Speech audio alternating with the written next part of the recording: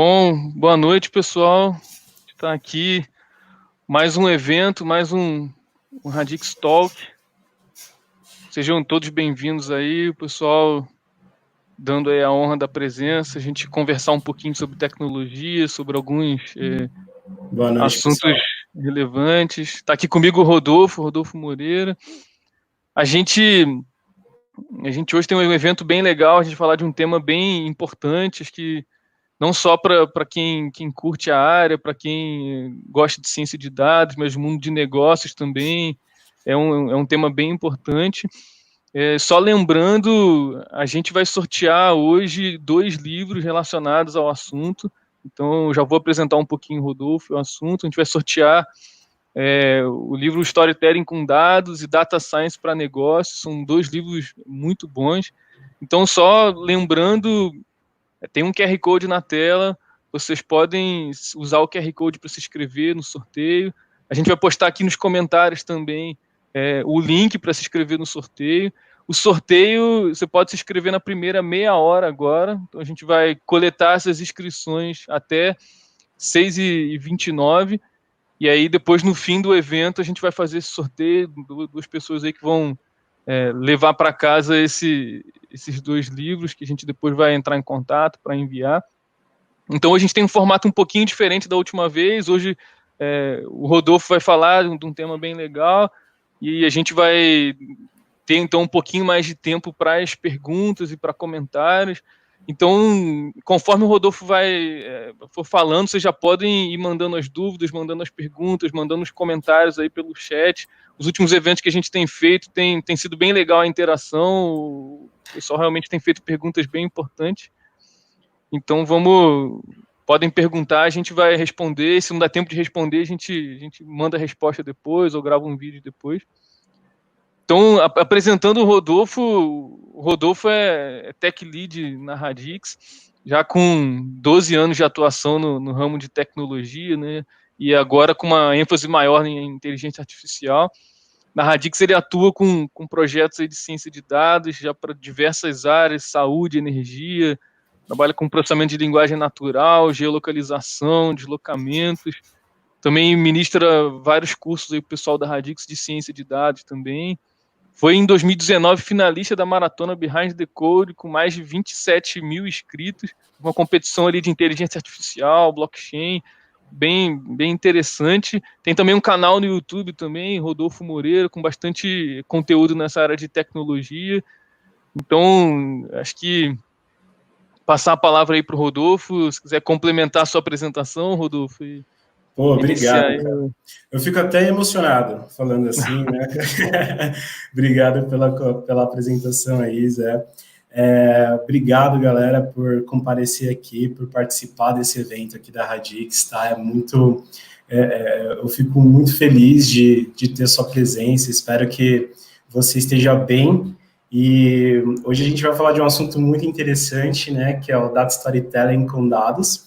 E falar nessa próxima hora vai ser um baita desafio, porque é um tema bem interessante e bem completo, e eu vou me esforçar ao máximo para conseguir dar um overview geral para vocês sobre esse tema, né? E é isso mesmo, né? Eu tenho essa felicidade desde o meu primeiro trabalho lá com 16 anos, foi trabalhando numa escola de informática, e de lá para cá eu sempre gostei e eu amo de paixão mesmo a área de tecnologia. Eu fico muito feliz em sempre passar o conteúdo e sempre falar um pouquinho sobre tecnologia em todas as oportunidades que eu tenho. E vamos participar aí, vamos para essa apresentação para trazer esse tema super interessante para vocês.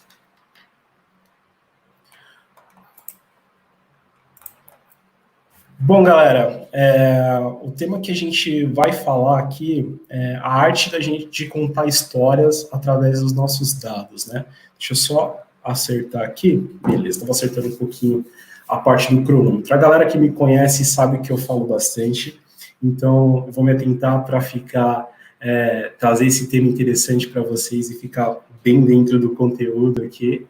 E hoje a gente vai falar um pouco sobre como a gente pode construir essas histórias de impacto o passo a passo para a criação de um storytelling com dados, o que a gente deve evitar e algumas ferramentas para falar um pouco de visualização de dados, né?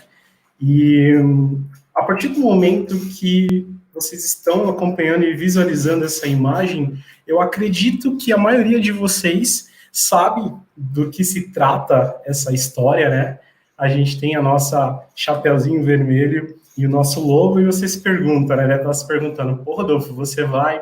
A gente se juntou aqui para falar de dados, para falar de data science, para falar sobre tecnologias de ponta, e a gente vai começar falando sobre Chapeuzinho Vermelho? Vamos! E eu vou explicar para vocês o porquê a gente tem uma mágica por trás das histórias, né? Então, cada um de vocês deve ter em mente, basicamente, como essa história funciona. Então, a Chapeuzinho Vermelho, ela chega um dia e vai levar os doces, né, para sua vozinha, e o lobo mau, ele vê a Chapeuzinho Vermelho e ele tá tentando, quer devorar ela, e ele vai até a casa da vovozinha, ele devora a vovozinha, se veste com as roupas dela e fica esperando para surpreender a Chapeuzinho Vermelho, né? Quando a Chapeuzinho Vermelho, ela chega na casa da vovó, ela acha um pouco estranho, né? As características da vovó, ela acha que ela tá com um dente muito grande, com um nariz muito grande, com olhos também muito grande, e o lobo mau consegue devorar a Chapeuzinho Vermelho também. E a gente tem um outro personagem dessa história, que é o nosso valente lenhador, que identifica toda essa confusão, acha que está acontecendo algo meio estranho ali na casa da vovó, e ele decide investigar, ele decide ir até lá e entender o que está acontecendo. Quando ele chega lá, ele encontra o lobo deitado e vê, né, na barriga do lobo a Chapeuzinho e a vovozinha. Ele dá uma machadada no lobo, ele consegue resgatar tanto a Chapeuzinho Vermelho quanto a vovozinha, e a gente tem um belo final feliz, menos para o lobo, né? Então, como assim, Rodolfo? Como a gente está falando aqui de Chapeuzinho Vermelho e a gente está com storytelling de dados, né? Como que a gente liga esses dois pontos? Eu aposto com vocês que vocês sabiam dessa história, mesmo para as pessoas que têm os filhos pequenos, né, e costumam assistir sempre, mas mesmo que você ouviu há um bom tempo atrás, você sabe qual que é a estrutura dessa história. As histórias, elas são de fácil compreensão, elas fazem a gente ter um sentimento muito legal, né, sobre o que está sendo falado, o que está sendo contado. E se a gente conseguisse trazer essa mesma mágica das histórias para o nosso lado de negócios, né, para o nosso dia a dia de trabalho. Então, isso é a estrutura que a gente tem em relação ao nosso storytelling. Se a gente for falar de história por história, a gente sempre tem uma estrutura bem interessante, né? Trazendo um pouco lá de tempos atrás, de Aristóteles, quando trouxe a base do teatro, ele definiu, né, uma estrutura para a gente contar uma boa história em 3 atos, né? A gente tem o primeiro ato, que é a apresentação do personagem, que é a chamada para uma aventura e a tensão dramática para onde essa história é introduzida.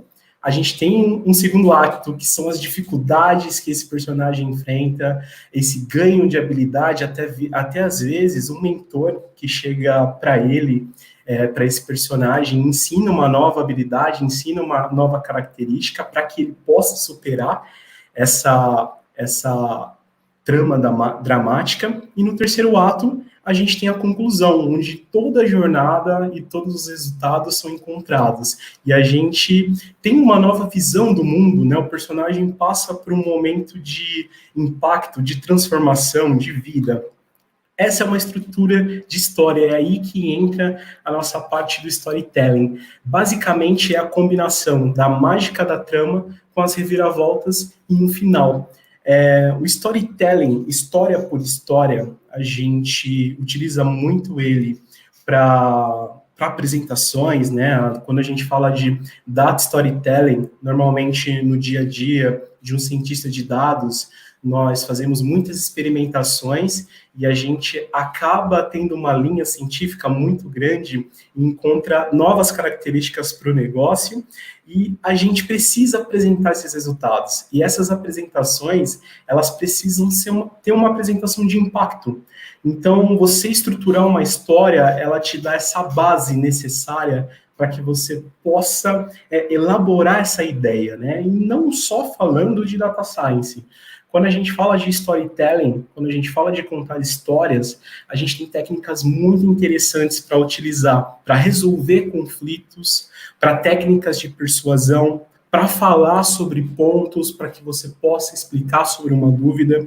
Então, quando a gente fala de história por história, a gente definir esses atos e definir uma estruturação é uma base muito interessante para que a gente consiga atingir nosso objetivo. A gente quer ensinar alguém sobre essa apresentação que eu estou trazendo aqui para vocês hoje.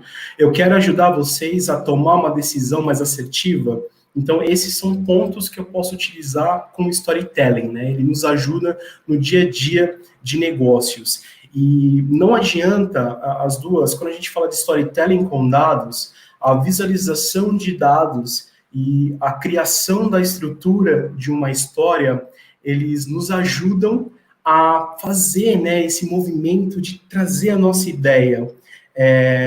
Não adianta ter gráficos extremamente elaborados e bem bonitos se não tem uma narrativa forte construída. Então, esse é o momento que a gente passa a utilizar o nosso storytelling com os dados. Então, esse é o gráfico que chegou para a gente como cientista de dados ou trabalhando com análise de dados, a gente recebe um dia um gráfico e uma demanda e logo de cara a gente vai avaliar o que esse gráfico está nos remetendo, né? Qual que é a história que ele está contando.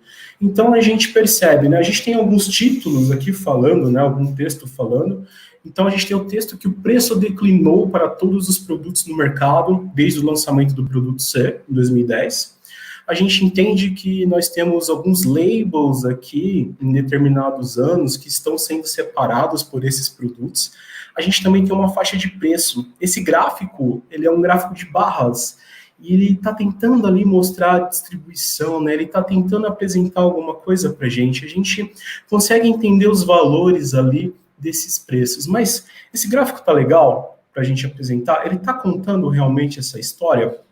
O primeiro passo que a gente tem a elaborar um storytelling com dados é entender muito bem o nosso contexto. Nessa etapa que a gente identifica o público específico, é que a gente identifica o que ele vai precisar saber ou fazer, qual que é a ação que a gente quer para a nossa apresentação. A gente vai escolher os dados que a gente vai utilizar para ilustrar o nosso caso. São 3 questões básicas para a gente entender o contexto. Quem, o que e como. Tá? Entender o contexto é uma base não só para o storytelling, não só para trabalho com o data visualization. Entender o contexto é uma base de projetos mesmo, né? Sendo um projeto de desenvolvimento de software, sendo um projeto de data science, de inteligência artificial.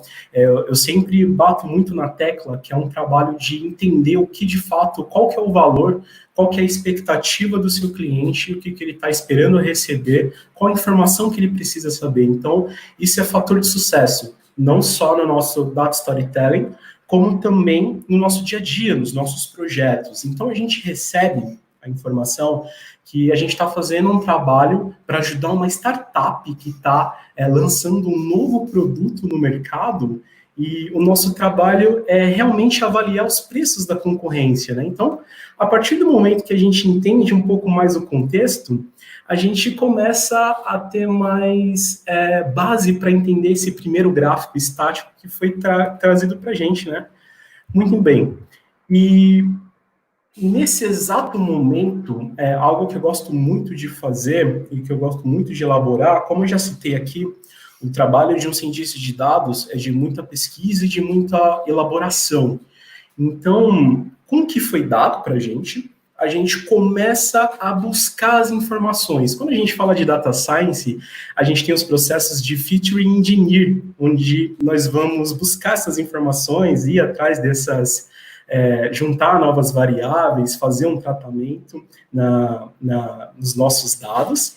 A gente também tem esse termo conhecido como data mining, né? Atualmente mudou um pouco esse termo, apesar de ser muito... é um termo muito interessante, é muito forte. A ideia do data visualization, desse primeiro momento com os nossos gráficos, é buscar as informações, contabilizar essas informações, para que a gente tenha fundamentos para contar essa história. Tá? Então, a gente precisa, no objetivo, entender qual que é o melhor tipo de visualização que eu vou utilizar para esses dados, e eu posso começar com uma etapa chamada de saturação. A saturação, eu tiro as cores desse meu gráfico. Eu, basicamente, deixo todos eles com um ponto central, com um ponto médio, e, a partir desse momento, eu consigo tentar entender um pouco mais sobre o que esse gráfico está nos dizendo. E a gente começa a minerar essas informações, a buscar essas informações. Eu posso enfatizar alguma faixa de tempo, como, por exemplo, a gente tenta enfatizar aqui de 2010 para frente, para ver se a gente consegue ter algum feeling, para ver se a gente consegue ter alguma base, né? Eu consigo identificar alguma distribuição ali, mas, de fato, ainda ele não consegue me remeter muita coisa, né, a partir de 2010, e eu entendo que o gráfico de barras, ele é muito utilizado quando a gente está trabalhando com dados de classificação.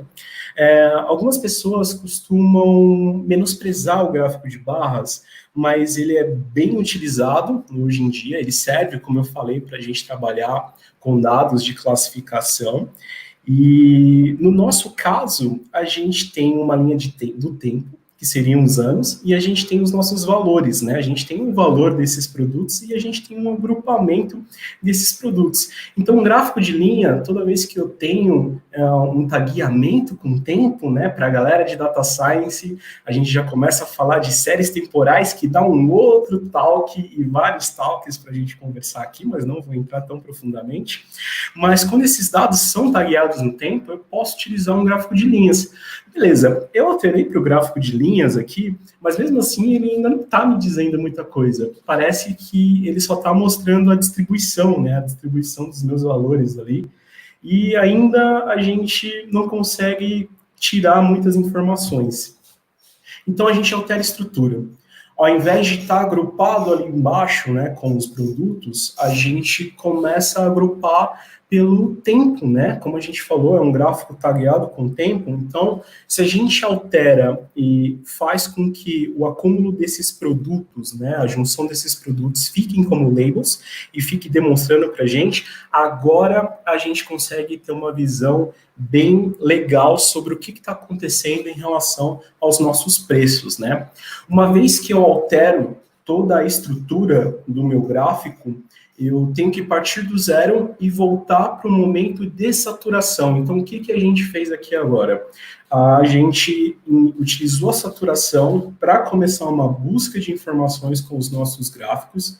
A gente chegou dentro de um passo a passo e a gente definiu qual que seria a melhor forma de apresentar. Está guiado pelo tempo, mostrando a informação dos produtos na nossa relação de preços. Então, a partir desse momento, a gente retorna para a saturação novamente. A gente define o ponto zero, retira todas essas cores, e agora a gente já tem base suficiente para começar a contar essa história.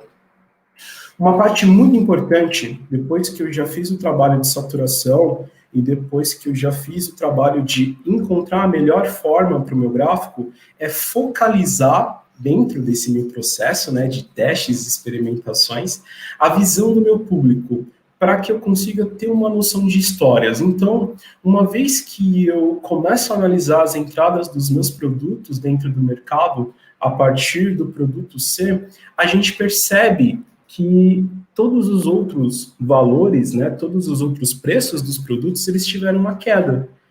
E focalizando ainda mais e tentando definir por tags de tempo, né, num processo entre separar por anos de atuação, a gente percebe que para todos os produtos, quando ele entra no mercado, ele começa com aumento. Então, minha parte azul aqui desse gráfico, ele identifica uma tendência, né? E a gente consegue estipular qual que é a variação desse preço. Então, ele aumenta, né? A partir que esse produto entra no mercado, ele tem um leve aumento e ele começa por uma estabilização até ter uma queda, né? A gente consegue identificar que o produto A e B, eles seguem uma linha quase sistemática de valores, né? E eles foram lançados aqui em 2008. E a gente consegue entender um pouquinho mais dessa concorrência. Então, aqui agora, a gente começa nessa experimentação a formular a nossa história, né? Como que a gente, lembrando da nossa meta, como que a gente vai ajudar essa startup a definir seus preços, né? Então, basicamente, utilizando essas técnicas, a gente está acompanhando como que esses preços, eles nos ajudam no dia a dia, né? Como que eles, de fato, estão sendo tagueados com o meu tempo, né? Como que eu posso identificar, talvez fazer uma previsão, mas quando a gente entra em previsão, a gente já fala também de machine learning, que é papo para outro talk, que provavelmente a gente vai ter aqui também. Já tivemos um com ciência de dados, a gente pode falar um só de previsões.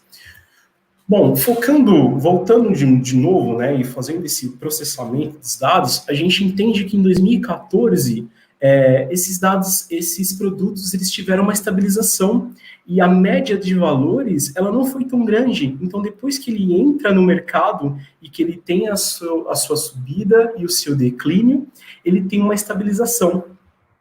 Depois que a gente entende, muda toda a estrutura do nosso gráfico, muda toda a base que a gente tinha para trabalhar, a partir desse momento, a gente começa a contar a história, né? Então, eu vou passar para vocês da mesma forma agora, vou até ler, né, o texto que a gente separou, para mostrar a forma como que a gente pode contar essa história. Então, até esse momento, nós trabalhamos com data science, né, ou com sua aplicação em relação aos dados, fazendo experimentações e buscando insumos para que essa história seja contada. Então, os produtos A e B, eles foram lançados em 2008, com pontos de preço de mais de 360. Eles tiveram preços semelhantes no decorrer do tempo, com o B sistematicamente mais baixo que o A. Em 2014, os produtos A e B tinham os preços de $260 e $250, respectivamente. Os pontos C, D e E foram introduzidos depois, com pontos de preço muito menores. Voltando agora para o Rodolfo, não para o Rodolfo que trabalhou e está apresentando, mas para o Rodolfo que está fazendo essa palestra, a gente começa a entender que a concorrência aqui, ela chegou atacando muito a parte dos preços, né? Então, é por isso que esse insight é interessante, né? Com os preços muito menores, assim, todos eles tiveram, todas as concorrências que chegaram depois, a partir de 2010, eles tiveram uma atitude, assim, de trabalhar bem a base dos preços, né? De deixar bem abaixo. Voltando eu explicando para o meu cliente, mas todos tiveram seus preços aumentados desde seus respectivos lançamentos. Na verdade, com o lançamento de um novo produto nessa área de atuação, tendemos a ver um aumento do preço inicial, seguido de um decréscimo no decorrer do tempo. Ponto também de atenção aqui, onde eu estou trabalhando não somente com a estrutura dos meus dados, eu estou não somente trabalhando com as cores, mas as mesmas cores de fonte que eu escolhi para fazer essa apresentação, elas remetem ao que está acontecendo dentro do meu gráfico. Então, quando eu falo seguido de um decréscimo no decorrer do tempo, a gente percebe a utilização do negrito. Uma das formas que a gente pode ter uma base bem legal para trabalhar com data visualization é pensar como um designer. Entender como que as cores trabalham, não trabalhar com cores tão fortes e tão chamativas, trabalhar com cores mais neutras para focalizar a atenção do seu público no momento ideal. Então, esse é um outro detalhe que a gente tem quando a gente está contando essas histórias, que é, de fato, unir tanto a nossa técnica com a criação dos nossos gráficos, quanto a questão de cores. É muito interessante pensar como um designer também. Em 2014, os preços no varejo convergiram com um preço médio de $223, variando de no mínimo $180, no caso nosso C, e até no máximo de $260 no nosso A. Então, aquele insight que a gente tinha captado, né? Então, quando chegou ali em 2014, a gente não teve uma diferença em relação à parte média dos preços, né? E agora, finalizando, né, para sermos competitivos, a nossa recomendação é a introdução do nosso produto abaixo do ponto médio de $226, na faixa de 223, desculpa, na faixa de $150 a $200. E a gente identifica aqui dentro do nosso gráfico, né, o ponto médio e a faixa que a gente recomenda. Lembrando de uma comparação de antes e depois, o que a gente fez nesse trabalho, né, que todos nós fizemos aqui, nesse trabalho de storytelling com dados. Então, a gente recebeu uma primeira demanda, que com a base dos meus produtos, né, eles estavam agrupados, utilizando ali um gráfico de barras, tinha muita cor, né, então a gente não sabia muito bem quais dados a gente deveria focalizar, e no segundo momento, onde a gente percorre e conta uma história, né, o que é interessante fixar aqui? Utilize essas técnicas de data science para contar a sua história. Essas técnicas não exclusivamente de data science, mas esse passo a passo, sabe? Entre com o dado, diminua a saturação, busque as informações que são relevantes, porque você vai tendo muito insumo para contar a sua história. Basicamente, quando a gente quer contar as histórias com os dados, a gente tem esses 6 passos básicos que a gente pode seguir. Entender o contexto, que é muito importante, a gente tem que entender o que de fato a gente está fazendo, qual que é a história que a gente quer contar, para quem a gente quer contar, qual que é o nosso público. O meu público é informal, eu vou ter um tom técnico ou não, o meu público não é tão técnico, o que eu devo fazer em relação a essa situação? Então, entender o seu contexto é muito interessante para que você tenha um sucesso do seu storytelling com dados, não só do storytelling, mas do sucesso como um projeto, como um todo, é sempre muito importante entender todo o contexto.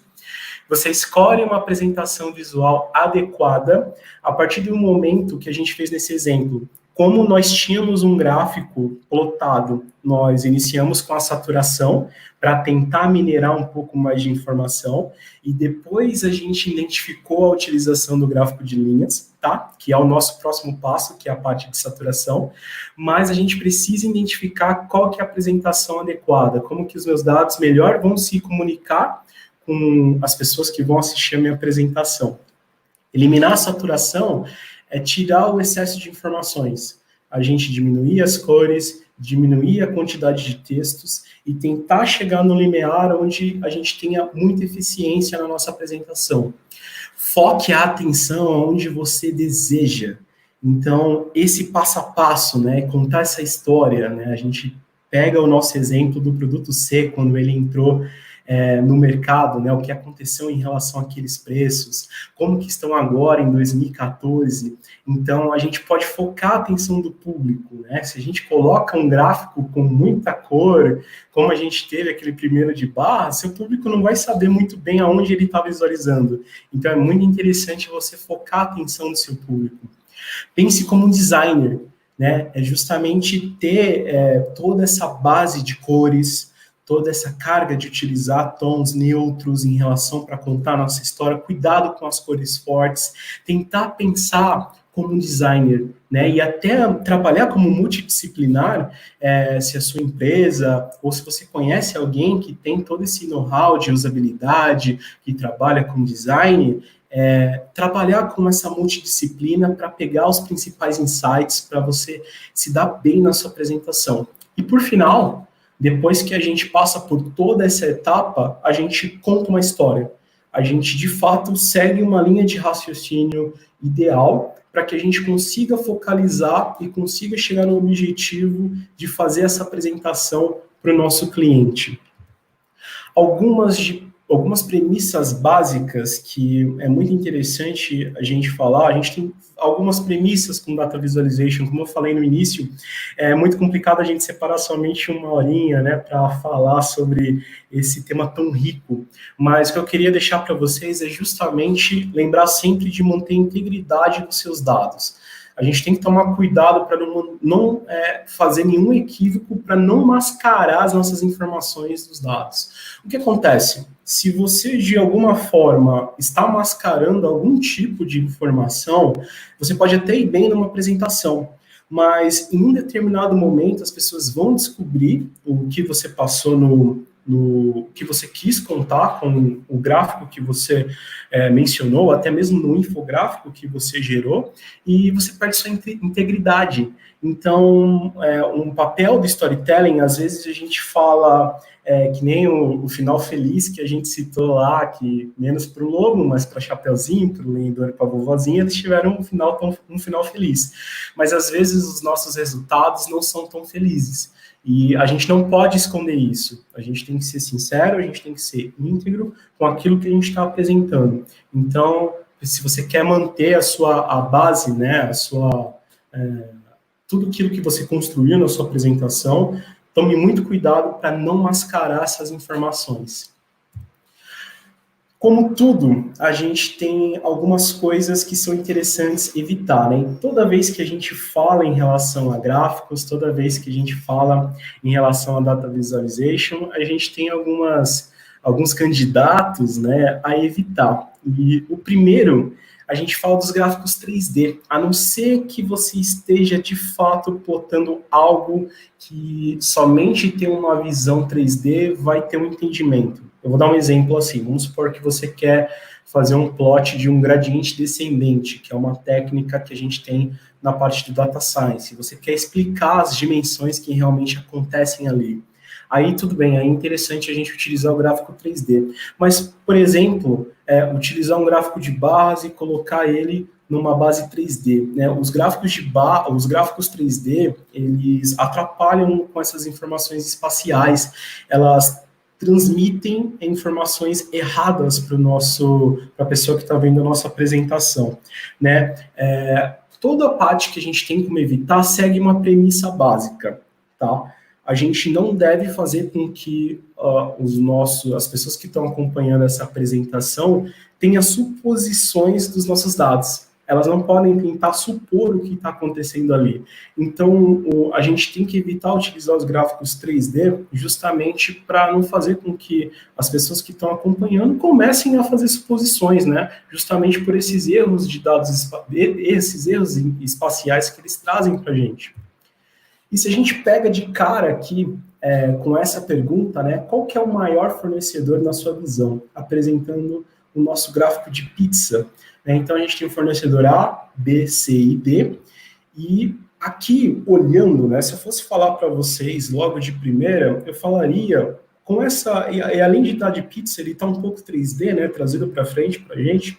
Então, eu falaria que o maior fornecedor é o nosso fornecedor B.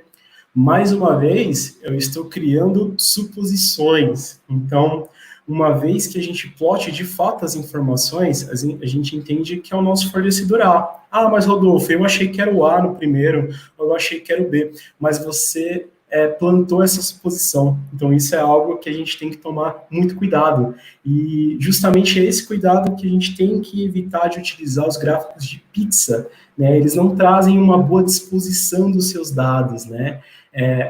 A gente tem que tomar cuidado com essa distribuição, mais uma vez, com a premissa de não fazer com que os nossos espectadores criem suposições. E a gente tem aqui algo que é um pouco mais complicado para a gente falar, né? Porque quando a gente fala de um eixo Y secundário, às vezes a gente quer mostrar a tendência em relação ao nosso gráfico de barras, mas a gente tem que tomar cuidado com o eixo Y secundário quando a gente tem valores fora de proporção, como a gente está plotando aqui nesse exemplo, né? Então, aqui algumas alternativas que a gente tem, né? Aqui ele parece que realmente está mostrando uma tendência em relação aos meus valores, mas esses gráficos parecem que estão na parte aqui de 800 mil, né? Que são os lucros aqui por milhões. Então, quando a gente legenda diretamente, a gente percebe que, na verdade, a gente está falando do número de vendedores, né? Então, é muito importante a gente tomar cuidado com esse eixo secundário, né? Principalmente com valores fora de proporção. E a gente tem duas alternativas aqui, que é legendar diretamente ou separar verticalmente em uma outra área, né? Lembrando que quando a gente cria uma visualização, nós precisamos chegar no limiar entre o simples e o eficiente. Não pode ser nem tão básico e não pode ser tão complexo com muita informação. Assim como nossa vida, a gente precisa sempre de um bom equilíbrio das informações que a gente quer, que a gente vive, né? Não das informações só que a gente quer passar, mas no dia a dia que a gente vive. Então, o equilíbrio também não seria algo que a gente não tem que citar quando está trabalhando com os nossos projetos de dados, né?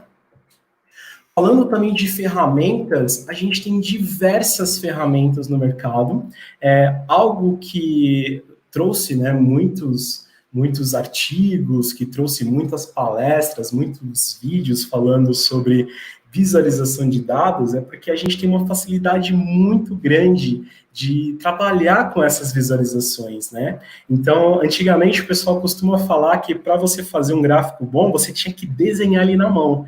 Então, como você desenharia ele na mão, você ficaria muito tempo pensando nas principais nuances do seu gráfico, né? E hoje em dia a gente tem uma série de ferramentas para trabalhar com visualização de dados. Eu tenho um lado de data science, né? Como eu trabalho com essa pegada de inteligência artificial, de machine learning, então eu puxo para as ferramentas como o Python e como a linguagem R também, né? Mas você pode trabalhar com data visualization com Excel, você pode trabalhar com Data Studio, e quando a gente fala do Python é uma linguagem de programação, né, que foi muito abraçada pela comunidade de Data Science e de Data Visualization. A gente tem uma série de bibliotecas interessantes e gratuitas para utilizar, como a gente pode citar o Seaborn, a gente tem o Plotly, a gente tem o Altair, a gente tem uma série de bibliotecas interessantes para a gente chegar na construção dos nossos gráficos, né? O R, ele é uma linguagem estatística, né? A gente fala que o R é uma linguagem de programação, mas ela foi feita por estatísticos, então ele também possui uma grande bagagem de bibliotecas interessantes para a nossa visualização de gráfico. E passando para ferramentas, né, já de análise de dados, um dos exemplos que eu trago aqui para vocês é o próprio Power BI, uma ferramenta muito poderosa para trabalhar com os nossos dashboards, né? Ela é uma ferramenta que cria gráficos, painéis e relatórios, né? Muito interessante trabalhar com Power BI, ele traz uma linha muito boa para a gente. No outro lado, a gente tem o Tableau, também uma ferramenta de visualização muito rica e de fácil utilização. Por ter essa quantidade e facilidade de trabalhar com as nossas ferramentas, a gente tem que tomar muito cuidado com que a facilidade de trabalhar com as ferramentas não significa que a pessoa que vai estar assistindo a sua apresentação vai entender facilmente também. Então, é por isso que a gente tem todas essas premissas, que a gente tem todos esses detalhes para trabalhar com a visualização dos nossos dados. E eu deixo também aqui para vocês como uma referência muito boa, né, uma referência bibliográfica, e também, como o Zé falou para a gente no início da nossa transmissão, é um dos livros aqui que vai ser sorteado, é o livro da Colleen Nussbaumer, que é o Storytelling com Dados. É um livro muito rico para quem quiser ir mais a fundo em relação ao data visualization, né? Tem muita informação, tem muitas premissas interessantes, tem muitas regras a ser seguidas que nos ajudam no dia a dia. Então, eu deixo aqui como referência bibliográfica, que me ajudou também a criar essa apresentação, o livro Storytelling com Dados. E é isso, pessoal. Agora a gente abre nessa próxima etapa aí para nossas dúvidas, né?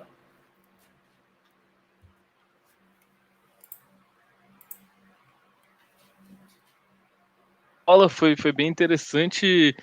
Acho que bem interessante a forma de comunicar também esse conhecimento, né? Acho que você conseguiu comunicar bem, acho que o pessoal conseguiu levar um pouco de conhecimento. E é bem interessante que não é só a ciência de dados em si, né? Às vezes não é só resolver o problema, né, Rodolfo? Você tem que resolver, mas se você não entender bem a audiência, né? Quem é a pessoa que vai ouvir aquilo, quem que vai usar aquilo no dia a dia e comunicar bem, né? Às vezes você até entendeu a audiência, mas não adequou seu discurso. Exatamente. Vai ter bastante dificuldade, né? De ter a adesão daquilo que você fez, ou então dificuldade de explicar e da pessoa realmente entender o trabalho que foi feito. Então, acho que algumas vezes isso fica um pouco... as pessoas não veem tanta importância, né? Mas é a capa, digamos assim, de muito trabalho que está por trás e é exatamente, o que vai... né? A gente olha para o profissional a gente sempre fala de data science, né? Não tem como, eu acabo sempre puxando para o data science, né? Mas o profissional de data science, ele precisa ter uma boa fundamentação matemática, ele precisa ter uma boa base de programação, ele precisa entender de negócios, e a gente coloca, né, com o Data Visualization, justamente uma das bases, né? Então, se esse profissional quer se destacar e quer aquela modelagem que ele criou, aquela análise que ele fez, quer de fato transmitir esse conhecimento, né? É muito interessante se atentar a essas etapas e construir seu storytelling, né? Sim, com certeza. Bom, pessoal, a gente tem algumas perguntas ali, vamos para a primeira pergunta, mas pode continuar mandando as perguntas, a gente vai respondendo, mas vamos ver uma primeira pergunta. O André, grande abraço aí para o André Fregolente. O André, Rodolfo, ele está perguntando se acha que é essencial o conhecimento de estatística avançada para ser um cientista de dados, já que a significância dos dados é uma base de uso nos algoritmos, né? Exatamente, né? Hoje em dia, a gente tem uma grande linha, trabalhando com vou falar do Python, tá? Trabalhando com as ferramentas do Python, com as bibliotecas do Python, a gente consegue executar um modelo de uma forma muito interessante. A gente vai lá, coloca as nossas bibliotecas, separa os dados de treino e teste, e a gente consegue o nosso resultado. Mas o fundamento em estatística, e adiciono também um fundamento matemático em estatística, álgebra e cálculo, vai te dar mais base de conhecimento para você seguir no dia a dia. Então, realmente é algo que é muito necessário, e quanto mais você ter essa base estatística, melhor vai ser o seu dia a dia no trabalho. Sim, acho que a estatística, você falou da visualização ali como um dos building blocks, né? O fundamento, exato. A estatística está ali do lado, acho que o conhecimento de programação está ali também, né? E exatamente. Quanto mais fundamentado tiverem essa fundação, melhor vai ser o resultado. E acho que até vai ser mais fácil, né? De você conseguir ter bons insights, comunicar bem, de conseguir atingir os objetivos com essas bases bem consolidadas, né? Exatamente. Isso aí. O Paulo tá perguntando como é que a gente faz para montar as histórias com as equipes, né? Que tipo de profissional? Se usa algum template para certos tipos de problema, para algumas histórias? Aqui na Radix, né, a gente tem essa cultura, né, que foi muito falada também no outro talk, né, que estava com você, com o Tássio, com a Gabriele, da gente ter essas equipes multidisciplinares, né? Então, normalmente, no nosso dia a dia, a gente conta aí com a presença de pessoas especialistas na parte de designer, né, na parte de usabilidade, que nos trazem esse contexto legal para contar essas histórias, né? A gente tem, naquele modelinho que eu deixei para que eu passei para vocês, aqueles 6 passos que a gente tem do storytelling, ele é uma boa metodologia para a gente criar essas histórias, né? E justamente, né, a nossa equipe é multidisciplinar, né? Vamos falar de data science, né? Às vezes a gente tem uma pessoa que é craque, é mais fundamentada na parte matemática, às vezes a gente tem que ter uma pessoa muito mais base na programação para colocar esses modelos em produção. Então, realmente, né, a gente tem algumas estruturas, cada história, cada caso é um caso, a gente segue uma metodologia, mas conta aí com uma grande equipe multidisciplinar para nos ajudar nessas áreas aí. Eu acho que é legal o que a gente vive na Radix, né, Rodolfo? Essa equipe multidisciplinar acho que acaba tendo uma troca muito grande, né? A gente tem excelentes designers, UX, e acaba que a galera absorve um pouco desse conhecimento. Exatamente. E começa a colocar em prática. Eu acho que eles também vão absorvendo um pouco dos projetos de engenharia, de ciência de dados e software que a gente vai fazendo. E aí você tem um engenheiro na equipe que compartilha, às vezes, uma forma de pensar, uma forma de estruturar o pensamento, ou de comunicar aquele resultado de uma forma que quem está do outro lado vai entender melhor. E acho que essas coisas vão se complementando, né? E a gente vai aprendendo, né? Acho que a graça é essa, todo mundo vai aprendendo. A gente tem essa base, né, na Radix, a todas as pessoas que eu conheço, a gente é muito curioso, a gente gosta muito de aprender, e é justamente isso, né? A gente tem essas equipes multidisciplinares que nos ajudam a ter essa base, né? Com certeza, com certeza. Vamos lá, mais uma pergunta. O Werner está perguntando o que fazer quando a fonte de dados não é de total confiança, mas tem que entregar um resultado. Pergunta capciosa, Rodolfo. É um pouco complicada, né? Mas a gente tem algumas linhas para seguir, né? Vou falar o meu ponto de vista, como que eu faria numa situação dessa, né? Você tem que entregar o resultado, como a gente falou, em relação a manter a sua integridade. Você está trabalhando com dados, você está trabalhando com data science, que te ajuda a fundamentar, né? Não só data science, mas que te ajuda a fundamentar. Então, a informação que foi gerada, você tem que passá-la, né? Quando a gente está falando da questão de confiança, e se esse resultado foi negativo, a minha recomendação é isso, né? Mantenha a sua integridade e faça essa apresentação. Agora, se a gente está falando de dados, né, que a gente começou um trabalho de dados, e esses dados, eles não são bons, né, eles não estão estão apresentando alguma relação, ou eu não estou conseguindo seguir com o modelo, aí a gente já tem outra história, né, para trabalhar com esses dados, né. Realmente, se os dados não são tão bons, se a amostra não é boa, eu posso tentar trabalhar com feature engineer, criando novas colunas, novas informações. Existem algumas outras técnicas que eu posso fazer, mas justamente isso, né? Se a pergunta, meio que eu fui para os dois lados, né? Se a pergunta fala em relação aos resultados que não são tão bons, ou que não atendem à expectativa do seu público, apresenta qual o seu feeling, no que você se fundamentou. E se a gente está falando em relação à qualidade do dado, isso é complicado também. Você tem técnicas dentro do Data Science para criar novas colunas, para trabalhar com Feature Engineer, mas tem um detalhe, vale outro talk também, né? A parte só de dados e qualidade de dados é algo que a gente vê no dia a dia, né? Mas o que a gente viu, até os exemplos que você mostrou, né? Se for o problema do resultado em si, de fato você consegue, com os mesmos dados, passar mensagens opostas. E acho que é um pouco de ter essa integridade e a responsabilidade de quem está comunicando, de comunicar a verdade, né? O que está ali. Porque você mostrou um exemplo ali que você leva a pessoa aquele gráfico de pizza 3D, né? Exato. Que você acha que é uma coisa e não é, né? Então isso acho que é bem importante. Começa a trazer suposições, né? Isso é complicado. Isso, exato. Mas com certeza, se for o problema de qualidade, só de feature engineering, como lidar com um problema de qualidade de dados, dá outro toque, né, Rodolfo? Dá pra gente falar aqui bastante coisa. Dá muita coisa. Dá várias. Já passamos muito por isso, né? O Marcelo está perguntando, Rodolfo, sobre a questão da paleta de cores. Você costuma variar de acordo com o assunto, depende do momento da apresentação, ou tem uma preferida assim que você costuma usar? Não, eu costumo variar de acordo com o assunto, né? A gente tem uma parte, né, da parte quando a gente fala de pense como um designer, né? É claro que eu não tenho minha base toda como designer, mas a gente tem essa questão das equipes multidisciplinares que a gente vai aprendendo, né?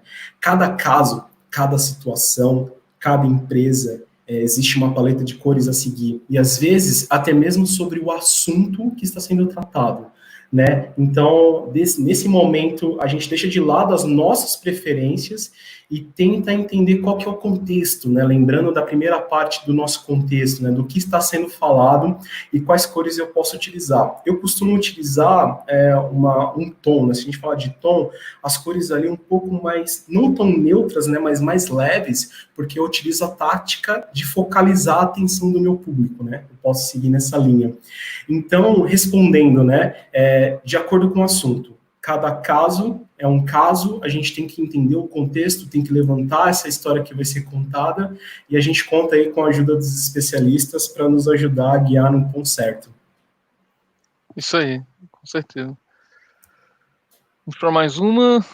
O Cleiton perguntando aí sobre gráficos dinâmicos. Qual a sua opinião, Rodolfo, sobre os gráficos dinâmicos? Talvez com animações, acho que foi talvez isso que ele quis dizer, né?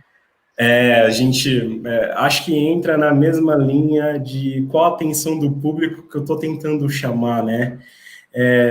Eu gosto sempre de seguir essa linha de contar essa história, de entender essa base e chegar numa linha correta do meu entendimento, né?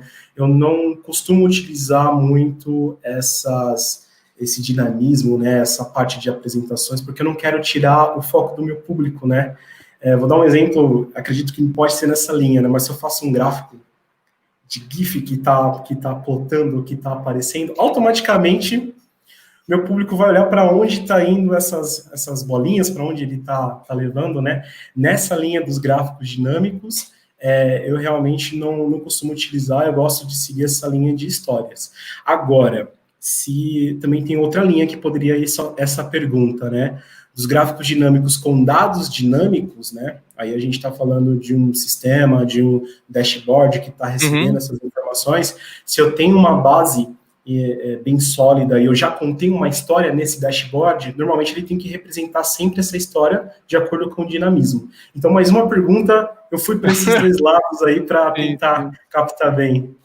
A animação tem o problema que ela pode te levar a prestar atenção em algo que não é aquilo que você quer direcionar, né? Talvez outra coisa chame a atenção que não o principal ali, a mensagem. Né? Então, exatamente. Tomar cuidado, né, Rodolfo? Cuidado. Isso aí, vamos... O Jardel está perguntando, abraço aí para o Jardel, como fazer para desenvolver essa habilidade de transformar os dados numa apresentação clara e objetiva, né? Acho que alguns engenheiros têm um pouco essa dificuldade, mas o que você sugere assim, de caminho, de prática para amadurecer essa skill, Rodolfo? O livro que a gente se baseou e que vai ser o sorteio hoje, né, aqui, ele tem, a autora, ela tem uma linha muito interessante para chegar do ponto zero, sabe? Para chegar nessa linha base ali de visualização de dados e como a gente entra, tanto, não só contando a história, né, a gente falou sobre a estrutura de história, primeiro, segundo e terceiro ato, mas como ir caminhando e ter esse entendimento, né? De primeiro momento, eu recomendaria muito esse livro, é um livro muito bom, com uma leitura muito legal e interativa, com exemplos práticos. E a gente também tem os cursos, né, a internet, né, eu crio muito conteúdo gratuito na internet também, e tem uma galera que cria, tem uma comunidade muito grande que tem cursos e vídeos de qualidade, né, a gente pode partir para o YouTube para buscar essas skills, né, de contar histórias, de data visualization, e a gente tem as nossas plataformas de cursos online, né. Mas de primeiro, eu recomendaria esse primeiro livro aqui, que é Storytelling com Dados, que ele é muito bom. Eu acho que uma forma de aprender isso, acho que primeiro é absorver bastante, né? Então, livros que vai trazer bastante exemplos, aquele How to Lie with Data, How to Lie with Statistics também é bem famoso, acho que olhando exemplos de certo e errado, você acaba absorvendo e depois fazendo, né? Fazer. Exato. O que você mostrou ali no começo tem um trabalho de experimentação, né, Rodolfo? Você vai tentar, deixa eu colocar assim, vamos, o que está me mostrando? Exatamente, né? O data science é muito disso, né? É experimentação, é a gente criar hipóteses, seguir essas hipóteses, testar essas hipóteses, registrar essas hipóteses. Então, a experimentação é a base, né? Depois que a gente entende a teoria, a gente tem que voar, né? O passarinho tem que aprender a voar e tem Sim, que começar sim, a fazer. sim. Isso aí. Tem mais uma última pergunta aí da Bia. Quando você não tem a oportunidade de apresentar em uma reunião, ensina um relatório, né, talvez uma mídia diferente, né? Tem alguma lógica para a escrita seguir o storytelling? Tem sim. Eu meio que juntei, né, essas duas na apresentação de hoje. Eu fiz essa junção de uma apresentação falada junto com o texto, né? Se vocês partindo ali, Bia, a gente tem uma estrutura de diagramação de texto, né? De as cores remeterem aos gráficos e tem uma linha bem estruturada, né? E no livro também, do Data Storytelling, ele tem exemplos muito práticos que a gente pode seguir. E realmente a gente tem tipos de mídia diferentes. Então tem que se atentar muito bem a contar essa história por texto, né? E quando a gente cria por texto, a gente pode remeter e utilizar a mesma base que a gente tem com a criação das histórias. Primeiro, segundo e terceiro ato. Apresentar o personagem, colocar os desafios e chegar nos resultados, né? Você pode seguir isso com texto, lembrando no limiar simples e efetivo, né? Sim, sim. E acho que é fundamental adaptar o contexto sempre, né? E aí, nesse Exato. caso, a mídia também, né? Bom, pessoal, a gente encerrar essa parte das perguntas, mas se não der tempo aí, sua pergunta não foi respondida, a gente depois vai entrar em contato para responder e mandar aí as respostas, podem ficar tranquilos. A gente vai sortear, então, os 2 livros que a gente falou aí no começo da live. O primeiro livro é o Storytelling com Dados, então a pessoa já vai sair com a ferramenta na mão, né, Já, Rodolfo, para aprender. exatamente. O Então segundo é vamos Data lá. Science para negócios, né? Isso, que está aí na prateleira, né? E junto com o meu zoológico que a gente fala, né, que os livros da O'Reilly tem todos os Exato. animaizinhos, eu falo para o pessoal que eu fico juntando, né? É uma coleção aí. Vamos lá, Isso. ver quem é o sortudo. Ou a sortuda.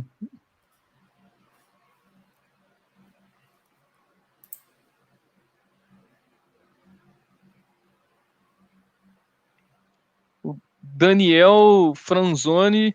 Parabéns aí, Daniel. Excelente livro. A nossa equipe vai Boa, entrar em Daniel. contato com você para a gente conseguir enviar o livro, conseguir fazer chegar até você. O correio agora pode estar um pouquinho demorado, mas a gente vai fazer chegar até você o livro, tá? O segundo, vamos lá, o segundo sortudo, Data Science para Negócios.